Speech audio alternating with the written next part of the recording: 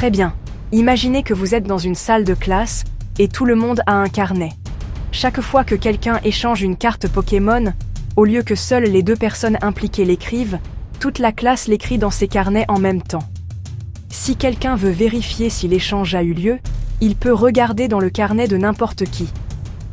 C'est ça, l'idée de base de la blockchain. Maintenant, allons un peu plus loin.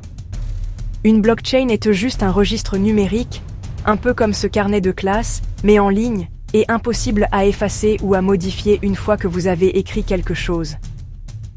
Chaque page de ce carnet s'appelle un bloc. Chaque bloc contient une liste des transactions récentes, comme nos échanges de Pokémon, et se connecte à la page précédente. C'est pourquoi on l'appelle une chaîne de blocs. Mais voici la partie géniale. Pour ajouter un nouveau bloc, tout le monde dans le réseau doit être d'accord que les transactions sont légitimes. Ce processus d'accord s'appelle le consensus. Il existe différentes façons d'atteindre un consensus, mais imaginez que toute la classe vote pour savoir si l'échange a vraiment eu lieu.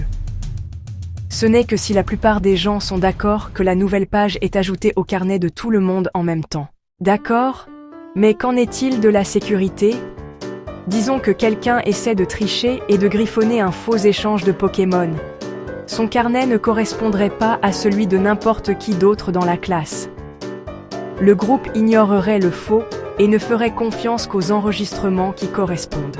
Cela rend le système presque impossible à tromper, car il faudrait duper tout le monde en même temps.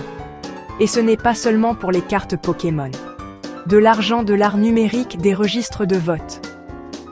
Le grand avantage, c'est qu'il n'y a pas besoin de professeur, ou de banque, ou de n'importe quel intermédiaire pour s'assurer que tout est juste. Le système se vérifie lui-même.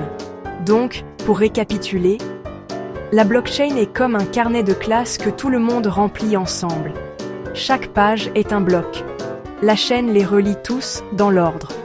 Tout le monde est d'accord avant d'ajouter de nouvelles informations. Et la triche est super difficile parce que tout le monde peut voir la vraie version.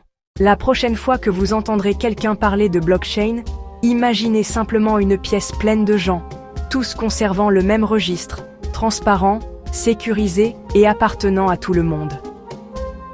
If you want to dive deeper or see concrete example, let me know in the comments. Et n'oubliez pas de vous abonner pour plus d'explications simples d'idées complexes. À la prochaine.